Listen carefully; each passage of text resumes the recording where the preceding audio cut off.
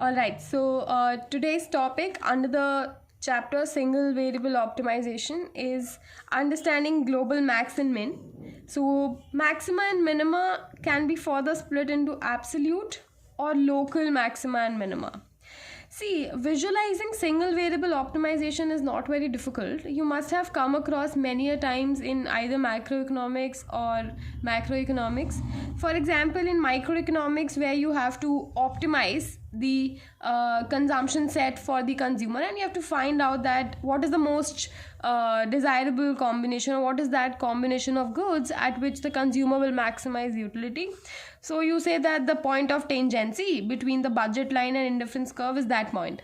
What you're essentially doing is optimizing the consumer's utility.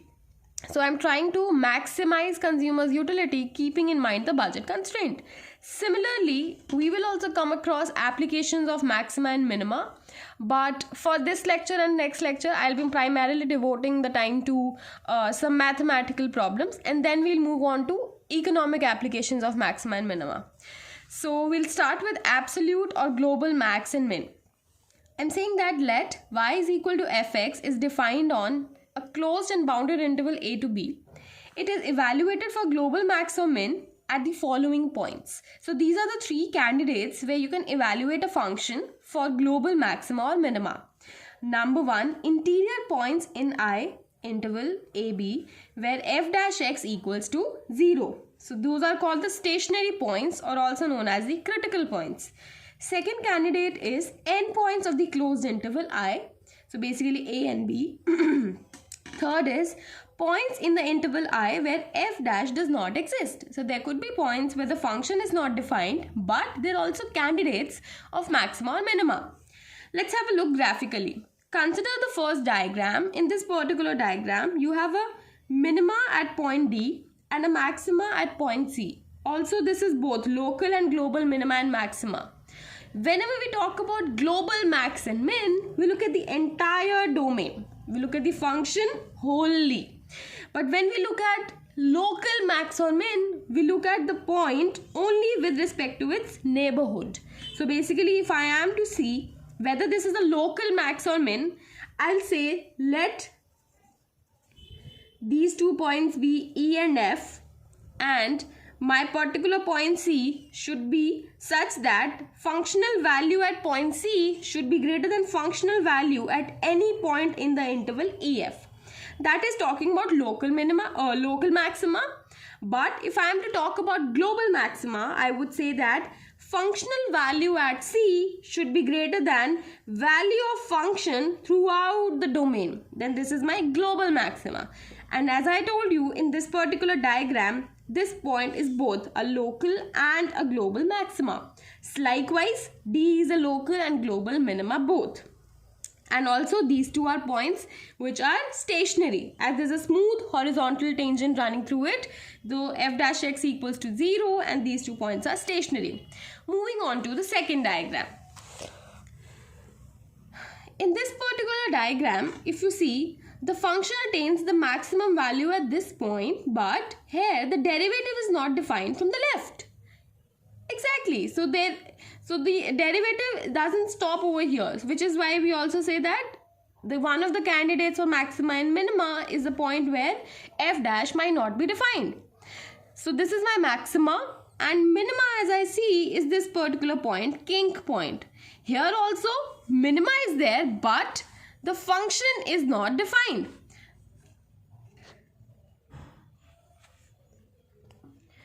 So function is not defined, but this is my point of minima.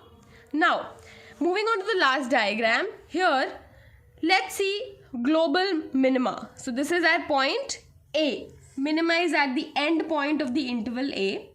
Does it have a global maxima? No, it tends to infinity positively.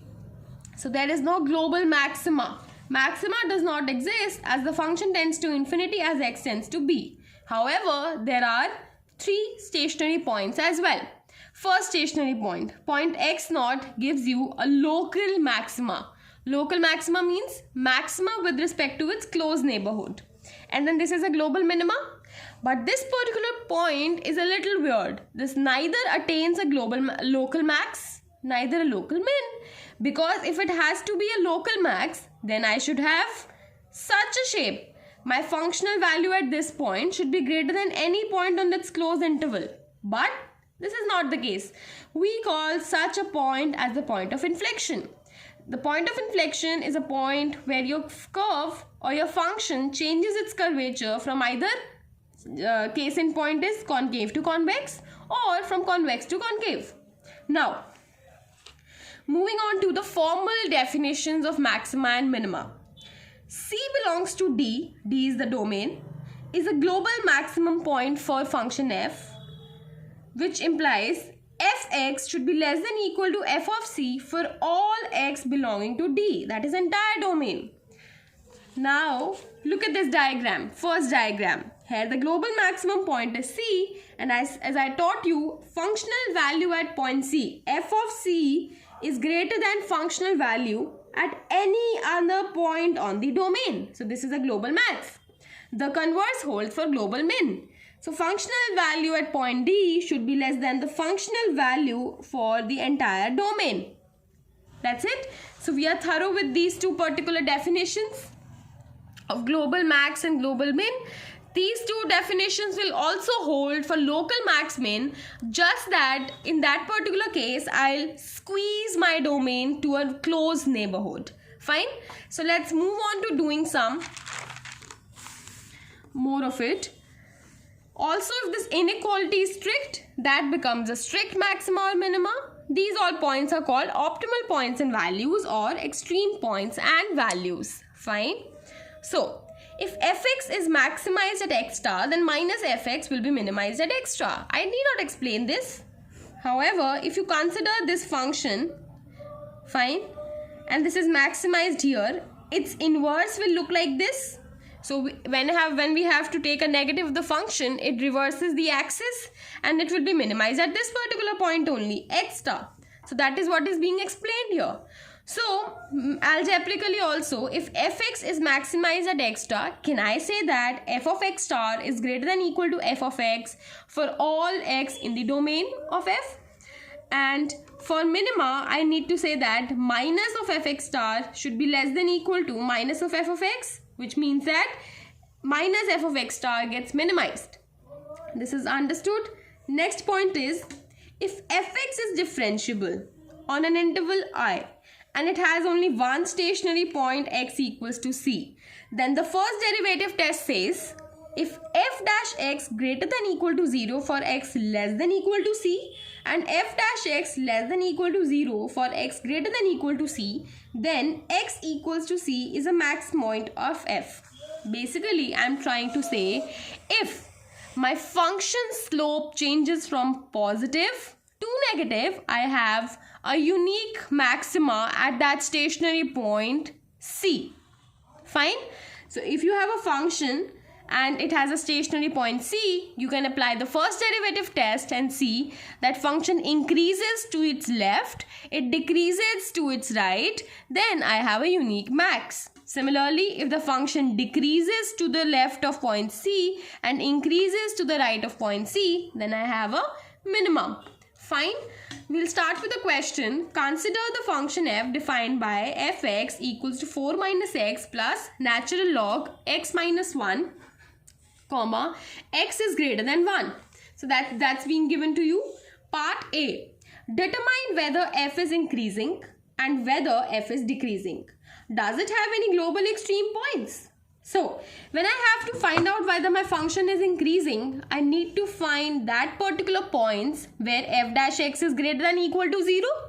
And when I have to find where the function is decreasing, I'll check for the points where f dash x is less than equal to 0.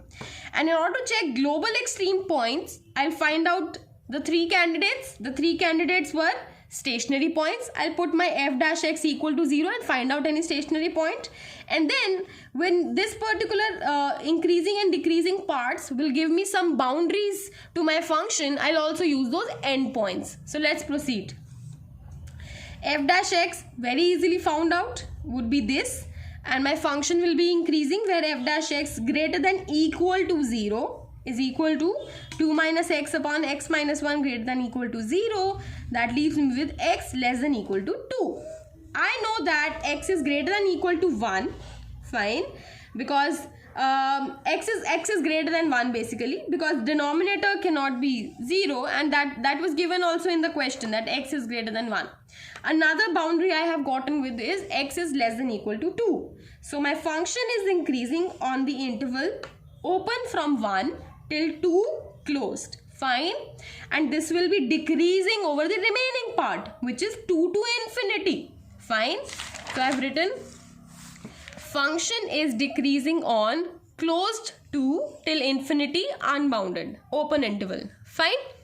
So stationary points, then we'll find out global max min. So I need to find out those 3 candidates. Stationary points are given by f dash x equals to 0, which is x equals to 2, and finding my function's value at x equals to 2 gives me 2. Now since you got that result from just solving that the function is increasing from 1 to 2, decreasing from 2 to infinity, I have to evaluate my function at these 2 endpoints, 1 and infinity. 1, as my function approaches 1, x approaches 1 from the right, and x approaches infinity from the left. So let's find out these limits. Also, this is your second part, that you have to evaluate these limits. Limit x tends to 1 positive, fx is equal to limit x tends to 1 positive, 4 minus x plus log of x minus 1 is equal to 4 minus 1 plus log of 1 minus 1 is 0, log of 0 is infinity, so that is a negative infinity. So limit x tends to infinity, f of x is equal to limit x tends to infinity, this is my function.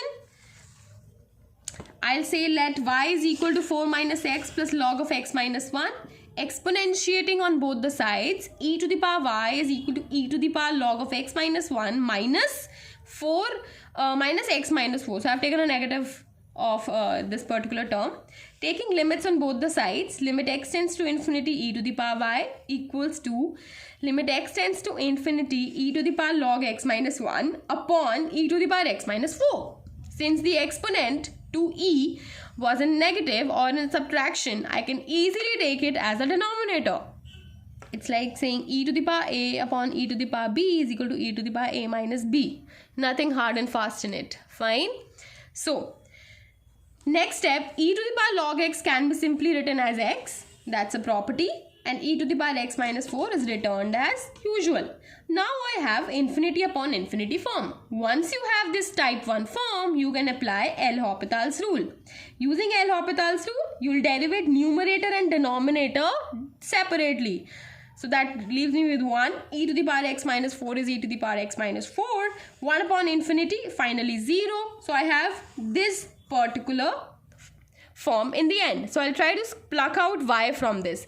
Do not forget to pluck out y. Since you have supposed y as something and then ultimately you were interested in limit of y only. So e to the power y is equal to 0 positive. Y is equal to log of 0 if I take a logarithm on both the sides. And logarithm function, you know that as x tends to 0, log of x tends to minus infinity. So y is equal to minus infinity. So I have gotten 2 of my limits. Limit x tends to infinity has given me y equals to minus infinity, and limit x tends to 1 positive gave me minus infinity 2. So clearly there is no maxima, there is no minima at these 2 points. So these are minus infinities, right? So there could have been a global min otherwise, but there is no such global min. All I have is a global max at x equals to 2. So that I have written as the result. So clearly no global minima exists, but a global maxima does exist at x equals to 2, that is fx equals to 2. Second part of the question said, find these limits, which you have already found out as a result of part 1, and show that fx equals to 0 has exactly 2 roots. Now, this particular part is asking us to apply intermediate value theorem. Intermediate value theorem says that if your function is continuous on a closed bounded interval and f of a is not equal to f of b and f of a and f of b also have different signs, then the function must have at least one real root. Fine. But as an implication of IMVT when we studied monotonicity, when your function is strictly increasing or strictly decreasing, and all of these also hold, which hold in IMVT, then we say that your function has exactly one real root. Fine. So that's a good revision for IMVT or intermediate value theorem as well, which we have studied before. Let's see how we're going to work this out now.